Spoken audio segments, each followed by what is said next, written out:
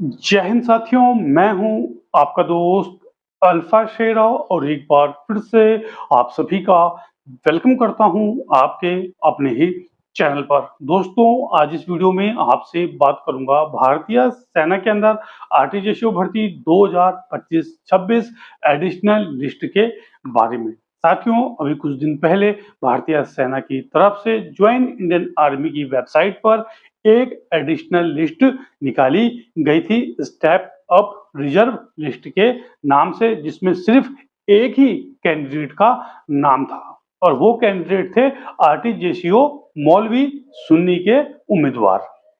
ठीक, तो बहुत सारे उम्मीदवारों के मन में ये डाउट है कि भाई ये कहाँ से बंदा आ गया, हमारा नाम तो आया नहीं, इस कैंडिडेट का नाम कैसे आ गया। कोई बोल रहा है उसकी जान पहचान है, कोई बोल रहा है उसने पैसे दे दिए हैं, कोई बोल रहा है उसकी जान पहचान बहुत हाई लेवल में थी।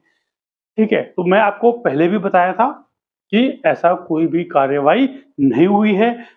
ये जो स्टेप अप लिस्ट है, रिजर्व लिस्ट है दोस्तों, एक कैंडिडेट थे जम्मू कश्मीर के जो कि आरटीजीएसओ मौलवी के उम्मीदवार थे और उनका जब उनका सिलेक्शन हो रखा था, लेकिन जब वो अपने जेडारो में गए, अपने एआरओ में गए, वहां पे बुलाते हैं, आपके डॉक्यूमेंट चेक किए जाते हैं, तो जो उनका डॉक्यूमेंट है वो पूरा नहीं था। ठीक है, जो उनके डॉक्यूमेंटेशन है उसके अंदर कुछ ना कुछ कमी पाई गई, जिसकी वजह से जो उनकी ज्वाइनिंग थी उसको कैंसिल किया गया। उनके डॉक्यूमेंट पूरा ना होने के कारण उनकी जो वैकेंसी थी उसको निरस्त किया गया, उनकी जो ज्वाइनिंग थी उसको कैंसिल किया गया। अब जब वो निरस्त किया गया, उनको टाइम दिया गया था कि आपने इस टाइम के अंदर क्या है, आपका जो एआरओ है, आपका जेडारो है, आपने अपना डॉक्यूमेंट वहां पे उपस्थित करना है, अपने डॉक्यूमेंट लेके वहां पे पहुंचना है। लेकिन निर्धारित समय के अंदर वो जो उम्मीदवार है जो कि जम्मू कश्मीर के थे, वो अपना जो डॉक्यूमेंट है उसको लेके वहां नहीं पहुंच पाए, या फिर जो डॉक्यूमेंट है वो सही नहीं पाया गया। इसलिए क्या है दोस्तों, एक वैकेंसी जो है वहां पे खाली हो गई, क्योंकि जो उनकी ज्वाइनिंग थी है ना, जो उनकी सीट थी उसको क्या है कैंसिल कर दिया गया। जो उस भर्ती को, जो भर्ती हो गए थे उसको क्या है निरस्त कर दिया गया, डॉक्यूमेंट पूरा ना होने के कारण। तो एक वैकेंसी वहां पे खाली हो जाती है, और खाली हो जाती है तो क्योंकि उनकी ज्वाइनिंग अभी नवंबर में थी, उनकी ज्वाइनिंग कब थी, नवंबर में थी, इसलिए क्या है भारतीय सेना ज्वाइंट इंडियन आर्मी की तरफ से जबलपुर की तरफ से, हेडक्वार्टर जबलपुर, क्योंकि ये जो आरटीजीएसओ जो भर्ती है इसका जो मेन कर्ताधर्ता कौन है,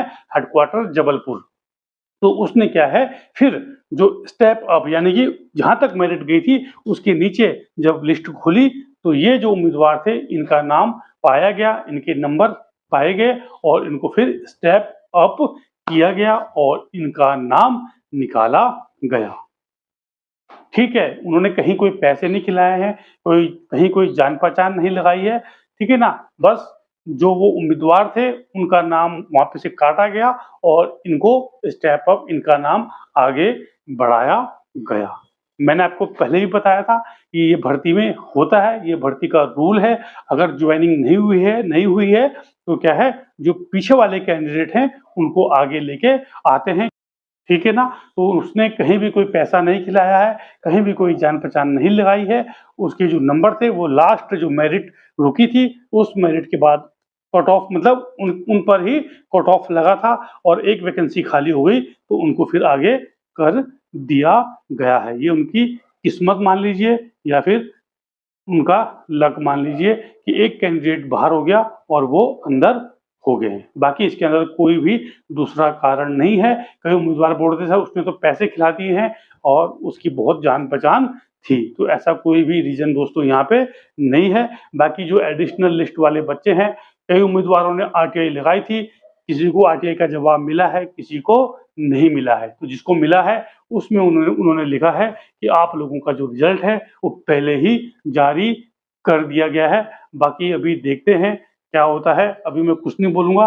अभी ये महीना है अगस्त, सितंबर, अक्टूबर, नवंबर, 2 महीने बचे हैं। देखते हैं आप लोगों का जो रिजल्ट है वो जारी होता है या नहीं। ठीक है, तो दोस्तों ये थी आज की वीडियो, और बने रहे चैनल के साथ। भारतीय सेनाओं और सीएपीएफ भर्तियों से संबंधित सभी प्रकार की जानकारी के लिए चैनल को शेयर, लाइक और सब्सक्राइब करना भूलें। जय हिंद, जय भारत, वंदे मातरम।